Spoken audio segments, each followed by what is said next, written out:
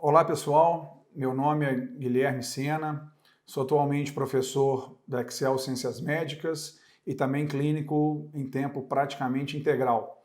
Hoje eu gostaria de falar com vocês a respeito de um assunto que é bastante difundido, né, e bastante importante para todo mundo que fala de odontologia estética e odontologia restauradora. Na verdade, não só a estética restauradora. Hoje é difícil ver alguma área que não use o que nós vamos abordar, que é os sistemas adesivos.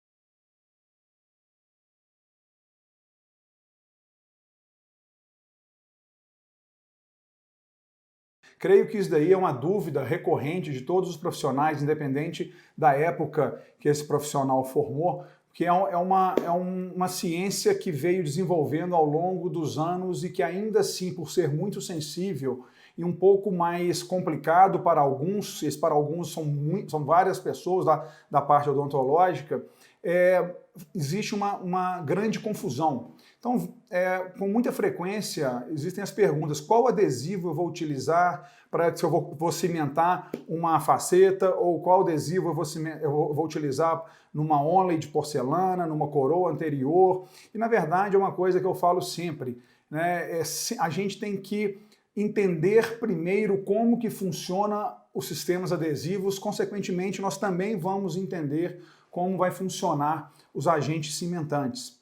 Então, uma dúvida muito frequente, né? Se eu tenho uma cavidade profunda, qual que eu vou utilizar? Eu vou deixar com muita umidade, pouca umidade? Eu tenho muito pouco esmalte? Qual que seria o adesivo que eu devo utilizar? A resposta para essa pergunta, ela não é difícil, porque nós devemos utilizar aqueles adesivos que nós entendemos o mecanismo de ação e aquele que a gente tem um controle maior pela técnica. Mas vai perguntar, Guilherme, mas como assim? Já cansei de escutar várias pessoas falando que eu devo utilizar o adesivo X, o adesivo Y, independente da marca. Eu devo utilizar um autocondicionante, um adesivo de ácido na dentina, sem ácido na dentina e assim por diante. Então eu vou reafirmar, todos esses adesivos funcionam muito bem. Todos, sem exceção hoje. Né? Nós estamos hoje em 2020, e isso não estou falando dos adesivos da década de 80, década de 90, obviamente.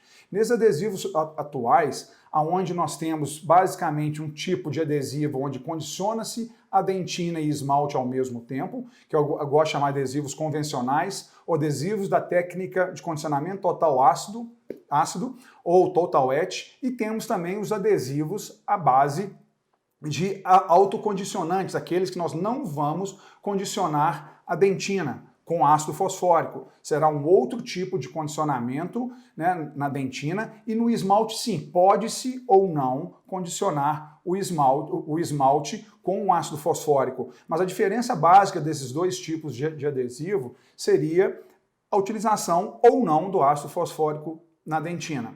Então, o que a gente gosta, eu gosto de observar dicas clínicas, né? Porque eu sou um clínico e eu vejo que eu não tenho sensibilidade pós-operatória, principalmente em restaurações diretas. A sensibilidade pós-operatória em restaurações diretas é zero. Por quê? Não porque eu uso o adesivo autocondicionante da marca ABC ou uso o adesivo com ácido fosfórico convencional da marca ABC também. Não, porque eles todos são técnico-dependentes, conhecimento dependente. Então aquele adesivo que você dominar bem, mas tem que dominar e não somente escutar qual a marca comercial que é boa, e sim entender porque isso que vai fazer a diferença, é como nós vamos utilizar esses adesivos. Então, um exemplo, eu tenho uma cavidade profunda, obviamente eu tenho uma cavidade profunda, eu tenho mais água e menos dentina intertubular. Então pergunta-se, mas então será que eu não posso utilizar o ácido fosfórico? Ou devo utilizar o autocondicionante? Nesse caso, então, como ela é muito profunda, mais próxima da polpa, eu tenho mais água, menos fibra colágena, porque eu tenho menos dentina intertubular, eu deveria utilizar, então, um adesivo menos agressivo, né, que seria um autocondicionante? A resposta é não. Não, não é. Porque se eu souber utilizar pela técnica ou entender como que funciona o condicionamento ácido fosfórico correto, aplicação de meu monômero hidrofílico do primer correto, e ainda assim também depois eu conseguir colocar, volatilizar o meu solvente, aplicar o meu adesivo por cima da forma correta, eu te garanto que você não vai ter sensibilidade pós-operatória. Mas, então, é melhor esse do que o autocondicionante? Não, não é melhor. Os dois funcionam muito bem. É mais...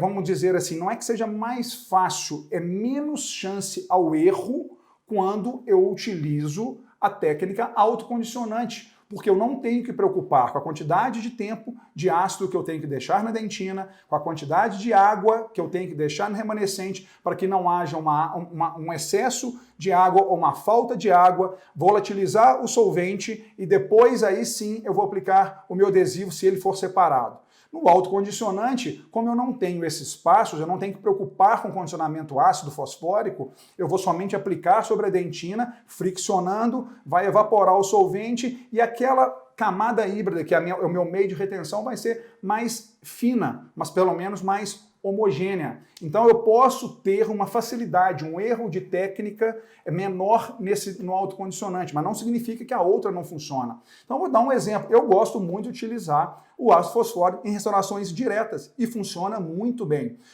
Aqui nós não vamos mencionar todos os problemas que nós temos dos adesivos, porque não é a finalidade agora, sim. Posteriormente nós vamos aprofundar um pouco mais nesses temas e assim esclareceremos, tenho certeza que será esclarecido várias dúvidas em relação a isso. Então o que eu posso dizer é que todos esses adesivos funcionam muito bem. Claro, através de marcas comerciais que através de pesquisas nos dão respaldo pela qualidade que nós temos desses adesivos e nós temos uma previsibilidade da durabilidade e principalmente de uma ausência de sensibilidade pós-operatória, adequando com o material correto, com a técnica correta de utilização dos adesivos, com a técnica correta de utilização da resina composta, com a fotopolimerização da resina composta e também com a escolha do cimento ideal para cada situação. Então a mensagem que eu gostaria de deixar, como eu falei várias vezes aqui, é que todos os adesivos eles vão funcionar desde que sejam de empresas sérias e desde que a gente entenda como eles vão serem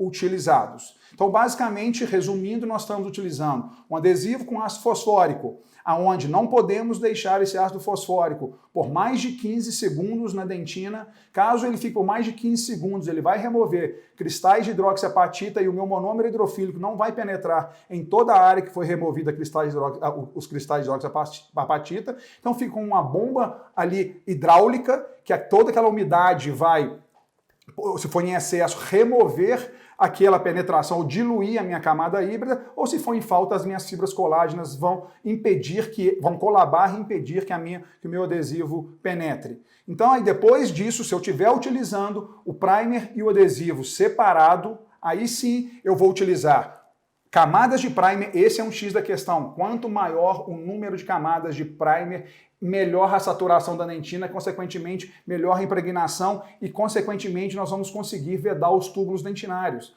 Se nós conseguimos vedar o maior número possível de túbulos dentinários, isso sim, através da teoria da hidrodinâmica, que é onde nós conseguimos, não é uma teoria nova, na verdade, né, mas que a dor é transmitida ao cérebro pela movimentação dos fluidos no interior do túbulo dentinário. Se a gente conseguir isso através da penetração dos tags de resina, já vai ser um passo para minimizar a sensibilidade pós-operatória. Se o meu frasco de adesivo for separado do monômero hidrofílico do primer do adesivo, que é o hidrofóbico, eu vou utilizar uma camada, 2, 3, 4, 5 camadas, não importa isso, volatilizar secando o meu solvente e aplicar uma camada de adesivo por cima. Se ele for juntos, essas camadas vão ser subsequentes, só vou secar na última camada, para evaporar o meu solvente e ao mesmo tempo polimerizar, porque o meu sistema de adesivo hidrofóbico está junto com os meus monômeros hidrofílicos. Se eu for utilizar os autocondicionantes, independente da cavidade, a preferência é a utilização de autocondicionantes de frascos separados. Então aquela gotinha que a gente tira do frasco do primer, nós vamos friccionar na dentina, não vamos lavar, vamos secar, que ele vai modificar a minha lama dentinária, e em seguida eu vou aplicar o meu adesivo, secar e polimerizar.